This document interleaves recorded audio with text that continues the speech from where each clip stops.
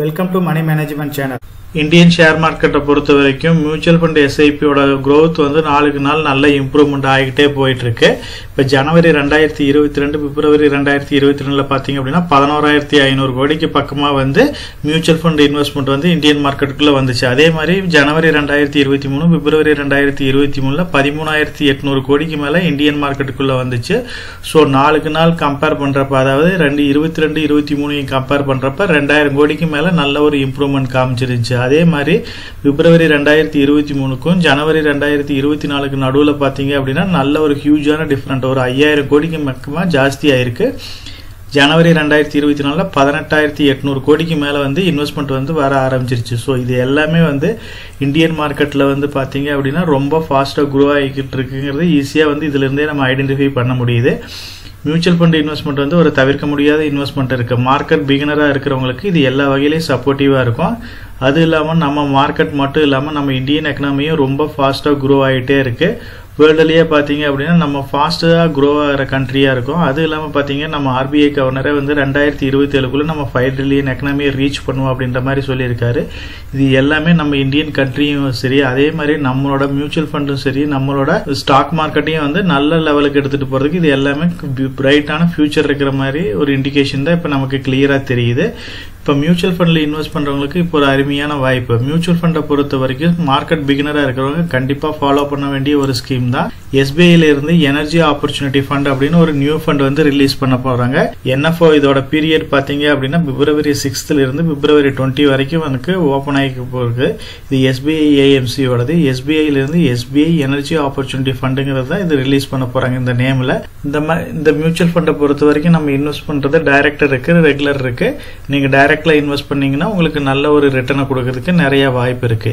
SBI AMC பொறுத்த வரைக்கும் இவங்க வந்து மார்க்கெட் லீடரா இருக்கிற ஒரு AMC தான். நம்மளோட இந்தியன் ஷேர் மார்க்கெட்ல வந்து SBI மியூச்சுவல் ஃபண்ட் வந்து ஒரு அருமையான மியூச்சுவல் ஃபண்ட் AMC ஹவுஸா தான் இருக்கு. சோ இதுல இருந்து பாத்தீங்க அப்படின்னா நிறைய அதாவது எனர்ஜி ரிலேட்டட் ஸ்டாக்ஸ்ல நிறைய இன்வெஸ்ட் பண்ணிருக்காங்க. இப்ப ரீசெண்டா தான் பாத்தீங்க அப்படின்னா எனர்ஜி ரிலேட்டட் ஸ்டாக்ஸ் எல்லாம் நல்ல ஒரு ஹைக்கு கொடுத்துச்சு. அது இல்லாம அதுல மேக்ஸிமம் வந்து பப்ளிக் செக்டர் கம்பெனிஸ் எல்லாம் வந்து ஒரு நல்ல ரேலியை கொடுத்துச்சு. இப்ப இந்த ஃபண்ட் வந்து கொண்டுட்டு வர்றதுக்கு மெயினான ரீசன் என்ன அப்படின்னு பாத்தீங்கன்னா நெக்ஸ்ட் ஒரு 10 years 20 years வந்து ஃபுல் அண்ட் ஃபுல் வந்து டாமினேட் பண்ண போறது எனர்ஜி செக்டர் தான். சோ அந்த இதை ஃபோக்கஸ் பண்றதுக்கோசரம் இந்த எனர்ஜி செக்டரோட growth வந்து ரொம்ப ஃபாஸ்டா இருக்குன்றதுக்கோசரம் இப்ப SBI AMC வந்து SBI எனர்ஜி ஆப்பர்ச்சுனிட்டி ஃபண்டை வந்து ரிலீஸ் பண்றாங்க. சோ இது வந்து லாங் டர்ம் பாயிண்ட் ஆஃப் வியூல ஒரு நல்ல வெல்த்தை கிரியேட் பண்ணக்கூடியதுதான். நம்மளோட யூனிட் ஜெனரேஷன் வந்து பாத்தீங்க அப்படின்னா இப்ப பில்லியன்ல பார்க்க போறோம். 2009-10ல வந்து 805 பில்லியன் யூனிட்ஸா இருந்தது. இப்ப நம்மளோட ஜெனரேஷன் பாத்தீங்க அப்படின்னா 1624 பில்லியன் யூனிட்டா வந்து நம்ம ஜெனரேட் பண்றோம். 10ல இருந்து 22க்குள்ள பாத்தீங்க அப்படின்னா நம்ம ஜெனரேட் பண்ற லிமிட்டே வந்து அப்படியே டபுள் த சைஸா மாறி இருக்கு. சோ இதுல இருந்தே உங்களுக்கு புரியும். சோ எனர்ஜிங்கிறது வந்து எவ்வளவு தேவைப்படுது, இன்னும் ஃபியூச்சருக்கு எவ்வளவு ஸ்கோப் இருக்குங்கிறது இந்த கிராஃபை பார்த்தாவே உங்களுக்கு கிளியரா ஐடென்டிபிகேஷன் ஆகும். எனர்ஜியோட growth பாத்தீங்க அப்படின்னா இயர்லி பர்சன்டேஜ் வந்து 2009-10ல 7% இருந்துச்சு. சோ இயர் பை இயர் நல்ல இம்ப்ரூவ்மெண்ட் காமிச்சிட்டு 5 to 7% நல்ல ஒரு கன்சல்டேட் பண்ணிக்கிட்டே வந்துட்டு இருக்காங்க. கோவிட் டைம்ல பாத்தீங்க அப்படின்னா 19 20 20 21 அந்த இயர்ல வந்து அந்த அளவுக்கு வந்து எனர்ஜி வந்து இம்ப்ரூவ்மெண்ட் காமிக்க முடியல. அதுக்கப்புறம் மறுபடியும் கண்டினியூவா இம்ப்ரூவ் ஆகி 2021 22ல பாத்தீங்க அப்படின்னா 7.96% இருந்தது. இப்போ 22 23ல 8.87% வந்து ஜெனரேட் பண்ணிட்டு இருக்காங்க. சோ எனர்ஜியோட நீடும் இந்த நம்மளோட கண்டினியூ growthம் வந்து இப்போ உங்களுக்கு கிளியரா புரியும். சோ எனர்ஜி வந்து தவிர்க்க முடியாத ஒண்ணுங்கிறதுனால இதோட பர்சன்டேஜ் வந்து இன்னும் நாளுக்கு நாள் வந்து ஜாஸ்தி ஆகிறதுக்கு தான் நிறைய வாய்ப்பு இருக்கு.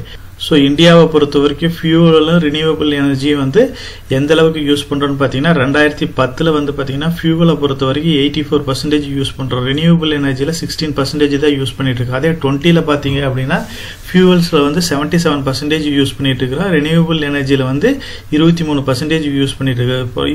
இப்ப ரீசெண்டா வந்து 23ல கொஞ்சம் ஜாஸ்தியா இருக்கு. இதே நம்மளோட டார்கெட் என்ன அப்படின்னு பாத்தீங்கன்னா 2030ல 50% ஃபியூவல் யூஸ் பண்ணணும். ரினியூவபிள் எனர்ஜி இருந்து ஒரு 50% யூஸ் பண்ணுவோம் அப்படின்ற மாதிரி டார்கெட் வச்சு ஒர்க் பண்ணிட்டு இருக்கிறோம். சோ அதனால வந்து இந்த கம்பெனிஸ் மட்டும் இல்லாம நம்மளோட எனர்ஜி செக்டர்ல டிபெண்ட் பண்ணி இருக்கிற எல்லா செக்டருமே நல்லா grow ஆகிறதுக்கு நிறைய பாசிபிலிட்டிஸ் இருக்கு. எனர்ஜி கெப்பாசிட்டியை பொறுத்த வரைக்கும் நமக்கு ஃபாஸ்ட் அண்ட் ஃபியூச்சர் வந்து பார்க்கலாம். அதை பொறுத்த வரைக்கும் நம்ம வந்து பவர் ஜெனரேஷன் வந்து கோல்ல இன்ட்ரோடியூஸ் பண்றோம், கேஸ்ல இன்ட்ரோடியூஸ் பண்றோம், நியூக்ளியர் இன்ட்ரோடியூஸ் பண்றோம், ஹைட்ரோ பவர்ல இன்ட்ரடியூஸ் பண்றோம், விண்ட்ல இன்ட்ரடியூஸ் பண்றோம், சோலார்ல இன்ட்ரடியூஸ் பண்றோம். ஸோ இதோட growth பாத்தீங்க அப்படின்னா உங்களுக்கு 2020 ஓரளவுக்கு எல்லாமே ஈக்குவலா இருக்கு. ஜாஸ்தியா வந்து பாத்தீங்க அப்படின்னா கோல்ல இருந்து தான் நம்ம இன்ட்ரடியூஸ் பண்றோம். ஸோ கோலுக்கு ஈக்குவலா பாத்தீங்க அப்படின்னா கூடிய சீக்கிரம் வந்து நம்ம சோலார் பவர் வந்து 2030 வந்து கிரியேட் பண்ணணுங்கிறத டார்கெட்டா வச்சு ஒர்க் பண்ணிட்டு இருக்கிறோம்.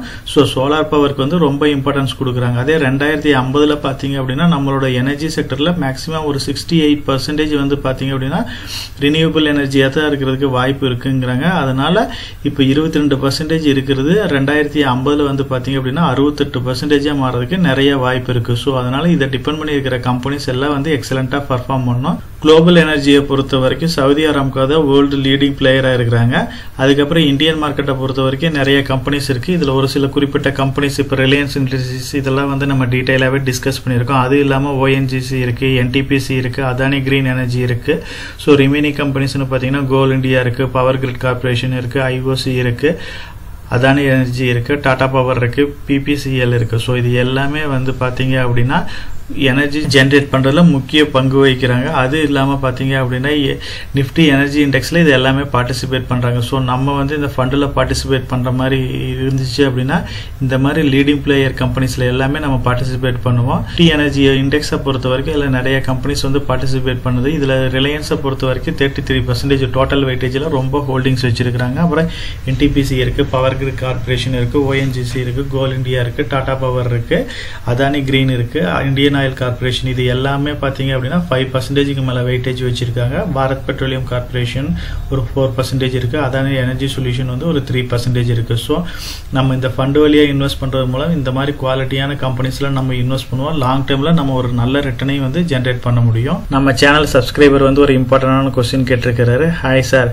Best SIP long term stocks and monthly buying in best future growth stocks near to you best suggestion அப்படின்ற மாதிரி கேட்டிருந்தாரு. அதாவது லாங் டேர்ம் இன்வெஸ்ட்மெண்ட்டுக்கும் மந்த்லி எஸ்ஐபி பண்றதுக்கும் சூட்டபுளான ஸ்டாக்ஸ் என்னங்கிற மாதிரி தான் அவர் கொஸ்டின் கேட்டிருக்காரு. அதுக்கு நமக்கு சேனல் சப்ஸ்கிரைபர்ஸே வந்து நிறைய ரிப்ளைவும் பண்ணியிருக்காங்க. அவங்களுக்கு தெரிஞ்ச ஒரு சில குவாலிட்டியான கம்பெனிஸை வந்து இதை கன்சிடர் பண்ணுங்கன்ற மாதிரி கொடுத்துருக்காங்க.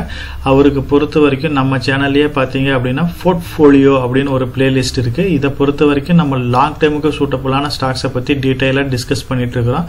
ஒரு போர்ட்ஃபோலியோ அப்படின்னா அதில் எவ்வளோ ஸ்டாக்ஸ் இருக்கணும், ஒரு 1 crore டார்கெட்டாக வச்சு நம்ம வந்து ஸ்டாக்ஸ் ஐடென்டிஃபை பண்ணணும் அப்படின்னா ஒரு லாங் டைம் போர்ட்ஃபோலியோ எப்படி கிரியேட் பண்ணுறது, ஒரு போர்ட்ஃபோலியோவில் எவ்வளோ ஸ்டாக்ஸ் இருக்கணும், ஒரு சிங்கிள் ஸ்டாக்ல எவ்வளவு இன்வெஸ்ட் பண்ணணும், ஒரு ஸ்டாக்கை செலக்ட் பண்ணுறதுக்கு முன்னாடி என்னென்ன பேராமீட்டர்ஸ் எல்லாம் செக் பண்ணணும், இதை பற்றி டீட்டெயிலாக அனலைஸ் பண்ணியிருக்கிறோம். நம்ம இந்த சீரீஸ்லேயே வந்து நிறைய ஸ்டாக்ஸை பற்றி டீட்டெயிலாகவே அனலைஸ் பண்ணியிருக்கிறோம்.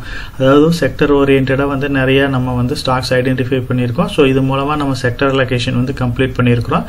செக்டர்ஸ்னு பார்த்தீங்க அப்படின்னா auto sector, banking sector, engineering sector, FMCG, IT, jewellery, metal, paint, pharma, refineries இதில் இருக்கிற குவாலிட்டியான ஸ்டாக்ஸை வந்து நம்ம ஐடென்டிஃபை பண்ணியிருக்கிறோம். நம்மளோட இன்வெஸ்ட்மெண்ட் பாஸ்கெட்டில் வந்து பார்த்தீங்க அப்படின்னா 20 to 30 ஸ்டாக்ஸ் வந்து நம்ம ஐடென்டிஃபை பண்ணியிருக்கிறோம். ஆட்டோவை பொறுத்த வரைக்கும் Tata Motors, Bajaj Auto, Hero Motor Corp இருக்கு. பேங்கிங்கை பொறுத்த வரைக்கும் HDFC பேங்க், ஐசிஐசிஐ பேங்க் இருக்கு. இன்ஜினியரிங்கை பொறுத்த வரைக்கும் L&T இருக்கு. எஃப்எம்சிஜியை பொறுத்த வரைக்கும் ITC, Hindustan Unilever, Tata Consumer Product, Nestle India இருக்கு. ஐடியை பொறுத்த வரைக்கும் Infosys, Wipro, TCS, Tech Mahindra, HCL, LTI, Mindtree இருக்கு. ஜுவல்லரியை பொறுத்த வரைக்கும் டைட்டன் இருக்கு. மெட்டலை பொறுத்த வரைக்கும் டாடா ஸ்டீல் இருக்கு. பெயிண்டிங்ல வந்து ஏசியன் பெயிண்ட்ஸ் வச்சிருக்கிறோம். ஃபார்மாவை பொறுத்த வரைக்கும் டாக்டர் ரெட் இருக்கு. ரெஃபைனரிஸை பொறுத்த வரைக்கும் ரிலையன்ஸ் இருக்கு. ஸோ முடிஞ்ச வரைக்கும் நம்ம நிஃப்டி 50ல இருக்கிற குவாலிட்டியான கம்பெனிஸ் தான் ஐடென்டிஃபை பண்ணியிருக்கிறோம். எந்த ஒரு ஸ்டாக்லையும் வந்து பாத்தீங்க அப்படின்னா நம்ம 10%க்கு மேல இன்வெஸ்ட் பண்ணல. அதாவது போர்ட்ஃபோலியோ மேனேஜ்மெண்ட், அதாவது சிங்கிள் ஸ்டாக் இன்வெஸ்ட்மெண்ட்டை கண்ட்ரோல் பண்ணியிருக்கிறோம். இப்போ ஐடி செக்டரை பொறுத்த வரைக்கும் அதில் வெயிட்டேஜ் ஜாஸ்தியாக இருந்தாலும் வரப்போகிற காலங்களில் நம்ம வந்து நியூ ஸ்டாக்ஸ் வந்து ஐடென்டிஃபை பண்ண போகிறோம், நியூ செக்டரை ஐடென்டிஃபை பண்ண போகிறோம். அது மூலமாக வந்து இது எல்லாமே வெயிட்டை வந்து ரீபேலன்ஸ் பண்ணிடுவோம். நம்மளோட இன்வெஸ்டிங் பொறுத்த வரைக்கும் ஆப்பர்ச்சுனிட்டி கிடைக்கிறப்ப கரெக்டான டைமில் இன்வெஸ்ட் பண்ணுவோம். வேல்யூ இன்வெஸ்டிங்காக இருக்குது. லாஸ்ட் 1 இயருக்கு முன்னாடி பார்த்தீங்க அப்படின்னா ஐடி செக்டரில் ஒரு அருமையான வாய்ப்பு கிடைச்சி அதனால லாங் டேர்ம் பாயிண்ட் ஆஃப் வியூவில் ஐடி ஸ்டாக்ஸில் நிறைய இன்வெஸ்ட் பண்ணியிருக்கிறோம். இந்த மாதிரி குவாலிட்டியான ஸ்டாக்ஸ்ல நீங்க வந்து எஸ்ஐபி மோட்ல வந்து இன்வெஸ்ட் பண்ணலாம், மந்த்லியும் இன்வெஸ்ட் பண்ணலாம். ஏதாச்சும் ஆப்பர்ச்சுனிட்டி கிடைக்குது, மார்க்கெட்ல நல்லா ஃபாலோ ஆகுது அப்படின்னா அந்த மாதிரி டைம்ல வந்து நீங்க லம்சம் மோட்ல இன்வெஸ்ட் பண்ணீங்க அப்படின்னா உங்களுக்கு ஒரு நல்ல ரிட்டர்னை கொடுக்கும். நம்ம சேனலை பொறுத்த வரைக்கும் நம்ம சேனலை சப்ஸ்கிரைப் பண்ணிட்டு ஒரு 45% பார்க்குறாங்க, சப்ஸ்கிரைப் பண்ணாமல் ஒரு 55% பார்த்துட்டு இருக்கிறாங்க. சப்ஸ்கிரைப் பண்ணாதவங்க நம்ம சேனலை வந்து சப்ஸ்கிரைப் பண்ணி சப்போர்ட் பண்ணுங்க. நம்ம சேனல் மெம்பர் கம்யூனிட்டியில போர்ட்ஃபோலியோ அப்டேட், அதாவது என்னோட போர்ட்ஃபோலியோல என்ன ஸ்டாக் பை பண்றேன், என்ன ஸ்டாக் செல் பண்றேன், என்னென்ன சேஞ்சஸ் பண்ணிட்டு இருக்கேன், இதை பத்தி இன்ஃபர்மேஷன்ஸ் வந்து ஷேர் பண்ணிட்டு இருக்கேன். டெய்லி மார்க்கெட் அப்டேட் வந்து முடிஞ்ச வரைக்கும் போஸ்ட் பண்ணிட்டு இருக்கேன். கார்பரேட்ல என்னென்ன ஈவென்ட் இருக்கு, நம்மளோட இந்திய எக்கனாமியை பத்தி ஒரு சில யூஸ்ஃபுல்லான இன்ஃபர்மேஷன்ஸ் எல்லாமே ஷேர் பண்ணிட்டு இருக்கோம். மெம்பர் கம்யூனிட்டியில ஜாயின் பண்ணி இதை ரெகுலரா ஃபாலோ பண்ணீங்க அப்படின்னா உங்களுக்கு நாலேஜ் இம்ப்ரூவ் ஆகிறது மட்டும் இல்லாம உங்களோட போர்ட்ஃபோலியோவை ஹெல்த்தியா பில்ட் பண்றதுக்கு எல்லா வகையிலையும் சப்போர்ட்டிவா இருக்கும். இப்ப டிஸ்கஸ் பண்ண இன்ஃபர்மேஷன் எல்லாம் உங்களுக்கு யூஸ்ஃபுல்லா இருக்கும்னு நினைக்கிறேன். இந்த வீடியோ உங்களுக்கு யூஸ்ஃபுல்லா இருந்துச்சு அப்படின்னா நம்ம சேனலை வந்து சப்ஸ்கிரைப் பண்ணுங்க, நம்ம வீடியோவை லைக் பண்ணுங்க, ஷேர் பண்ணுங்க. கமெண்ட் செக்ஷன் ஓப்பன்ல தான் இருக்கு. சோ இந்த வீடியோ பத்தி உங்களோட ஒப்பீனியன் என்ன, இதுல என்னென்ன டவுட்ஸ் இருக்கு அப்படின்னு நீங்க கமெண்ட் செக்ஷன்ல போஸ்ட் பண்ணீங்க அப்படின்னா உங்களுக்கு மட்டும் இல்லாம நம்ம வியூவர்ஸ் எல்லாத்துக்குமே நல்ல ஒரு சப்போர்ட்டிவா இருக்கும். நான் ஒரு செபி ரிஜிஸ்டர்ட் அட்வைசர் கிடையாதுங்க. நம்ம சேனல்ல போடுற வீடியோக்கள் எல்லாமே வந்து பாத்தீங்கன்னா எஜுகேஷனல் ஆர் இன்ஃபர்மேஷன் பர்பஸ்க்கோசரம் போஸ்ட் பண்ற வீடியோக்கள் தாங்க. இன்வெஸ்ட்மெண்ட்னா கண்டிப்பா ரிஸ்க் இருக்கும். அதனால நீங்க உங்க பினான்சியல் அட்வைசர் டிஸ்கஸ் பண்ணியோ இல்ல நீங்களா ஓன் டிசிஷன் எடுத்தோ இன்வெஸ்ட் பண்ணுங்க.